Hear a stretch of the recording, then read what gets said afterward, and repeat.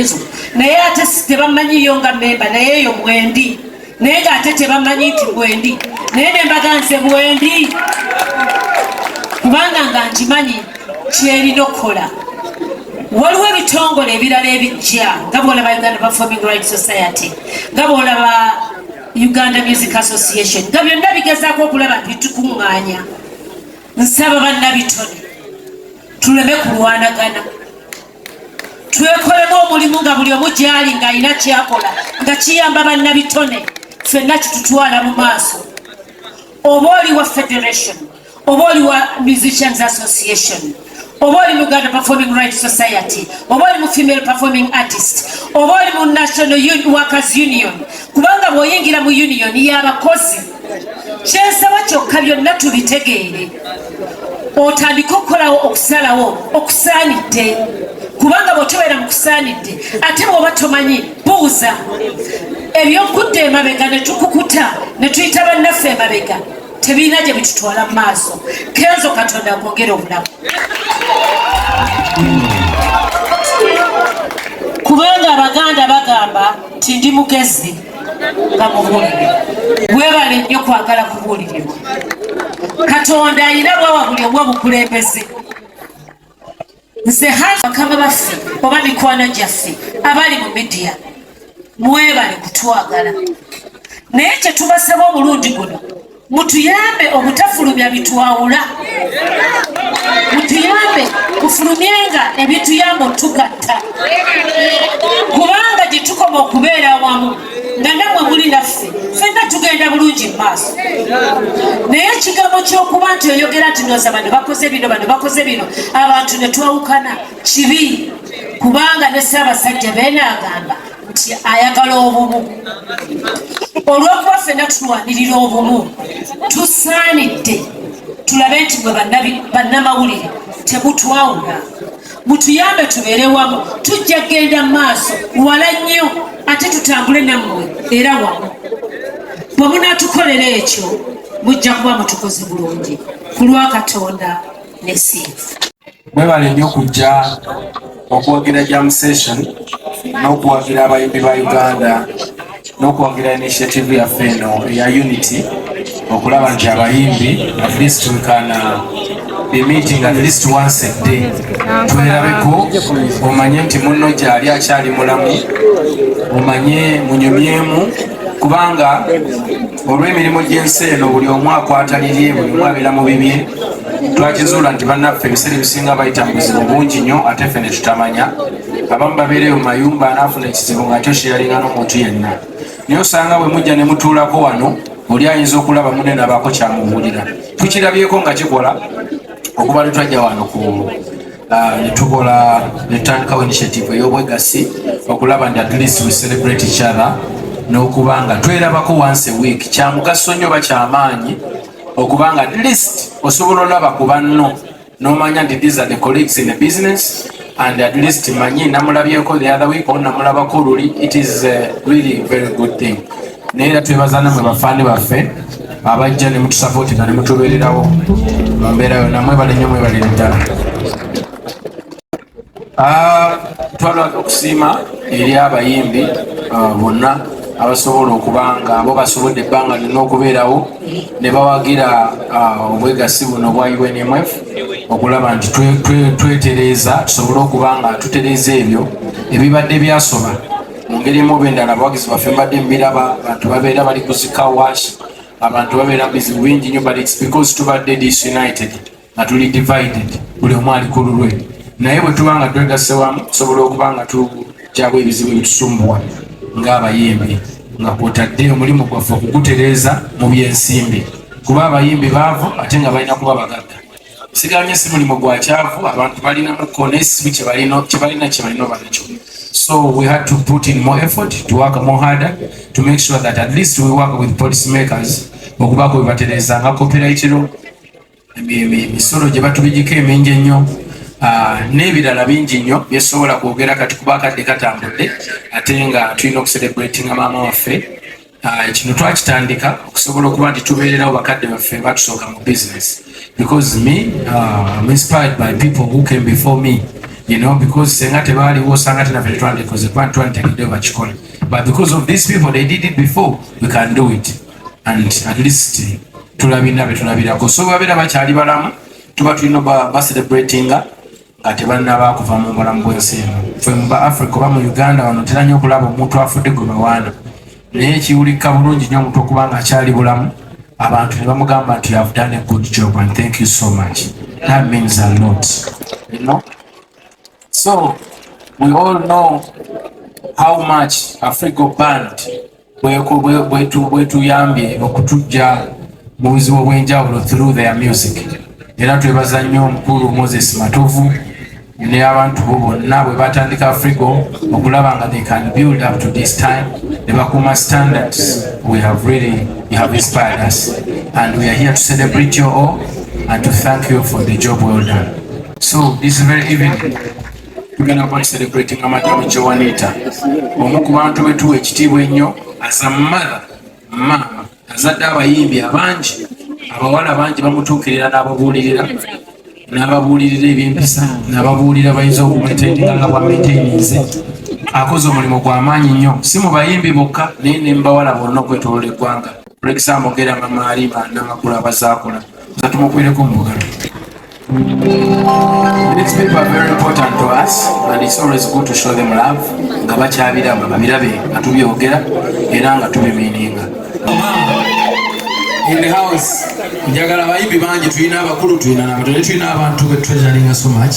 In the house tulina Mama Alima n'amakula Mwalimu House, tulina omukulu Alex Mukulu naye Mwalimu House, n'abalala bangi nnyo bwendatandika okubamenya kigenda kutwala akadde kangi, naye tukuleetedde abantu ab'enjawulo, categories egy'enjawulo, emyaka egy'enjawulo to celebrate you.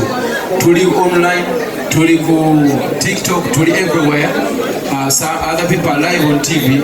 Just celebrate you with the rest of the world. We love you so much. So, wano tulina culture, tulina ekintu kye tukola. Before we hand over microphone to you, we take at least like about 1 minute, 1 second. 1 minute. We take 1 minute of clapping for you on record in front of everyone to show how much you have appreciated Tandike.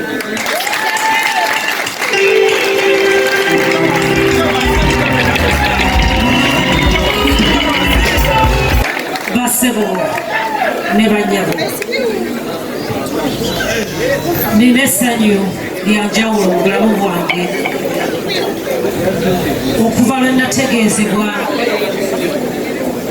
bannabitone nti baaliyagadde banjaguze nga nkyali mulamu, era simanyi bwe nnyinza kwebaza Katonda.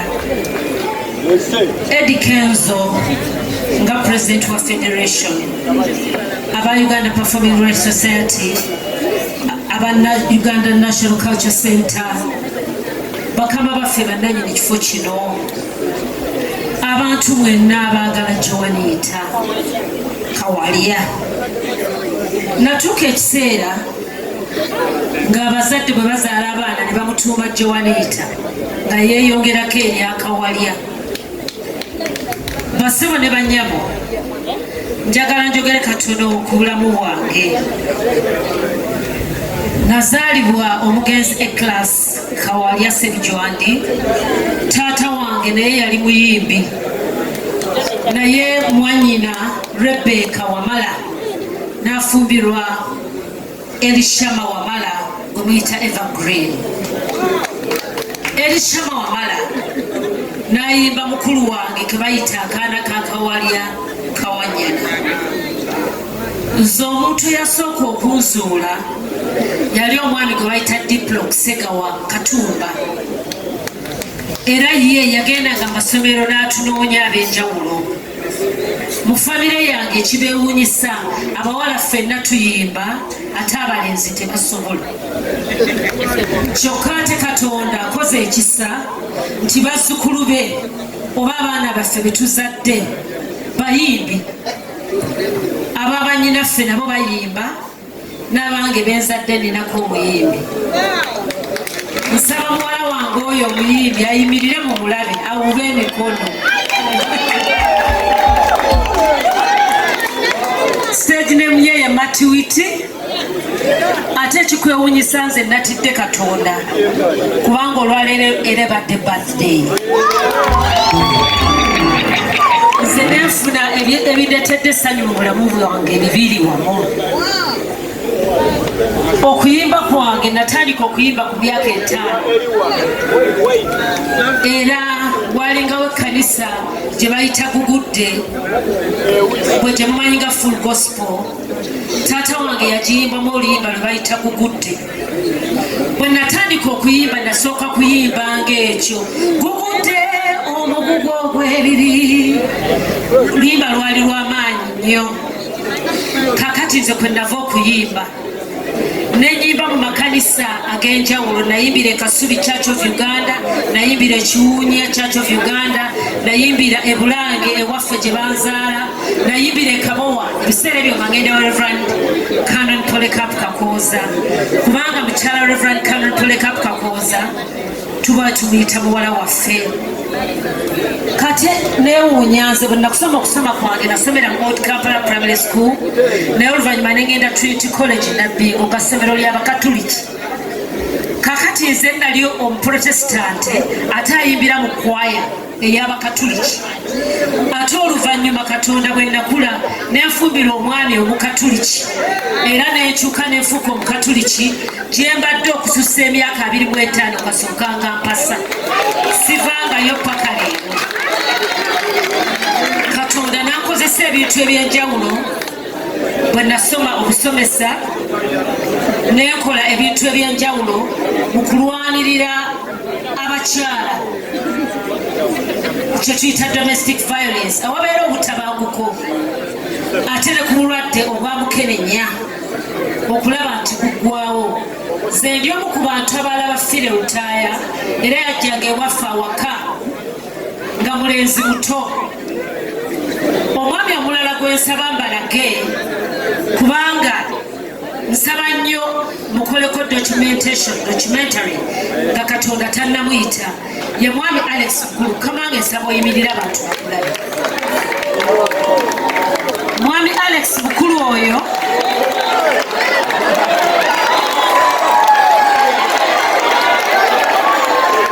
mu kiseera ekyo baali bavubuka bato taata wange nga mulamu Alex Bukulu fiire Bongole Lutaaya baali bamukwano nnyo bavubuka bato abajjanga ewaffe mu biseera ebyo nga balinga Eddie Kenzo nga bavubuka bato ddala ng'era tubalabanga famire n'olwekyo bwe mbalaba nabo mpulira essanyu nga bwe mbagambye oluvannyuma maama Nnaabagereka yannonda okulebera ekisaakaate kye nga Nnaabagunjuzi w'ekisaakaate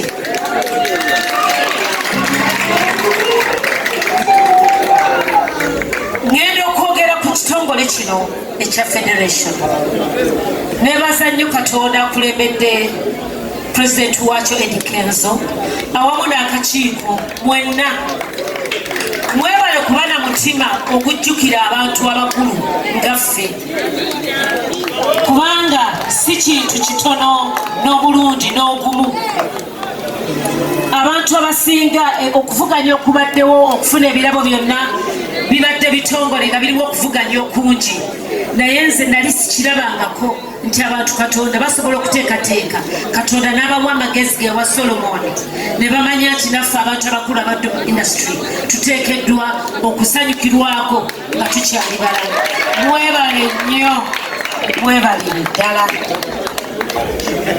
nyongera okubasaba nate kubanga ffe we twatandikira okuyimba ng'abantu abasinga balowooza nti omuyimbi tosoma nze nensoma omuyimbi tofumbirwa nze nenfumbirwa mbagambye nakamalamu emyaka egisukka 27 ngenda almost 3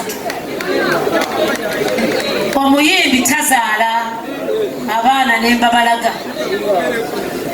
n'olwekyo omuyimbi nkusaba obeere omumuli kubanga abantu bwe batunuulira gye muli eyo mweyisa obulungi ennyo nze ndi mu bitongole ebyenjawulo ebiri mu art era nze bwe nawulira eno federation bagendanga ne bagamba omanyi ebya federation ne bagamba federation zemanyi ya Kenzo naye ate tebamanyiyo nga memba naye eyo bwendi naye ngaate tebamanyi nti bwendi naye ne mbaganze bwendi kubanga nga nkimanyi kyerina okukola waliwo ebitongole ebirala ebijja nga bwolaba Uganda Performing Rights Society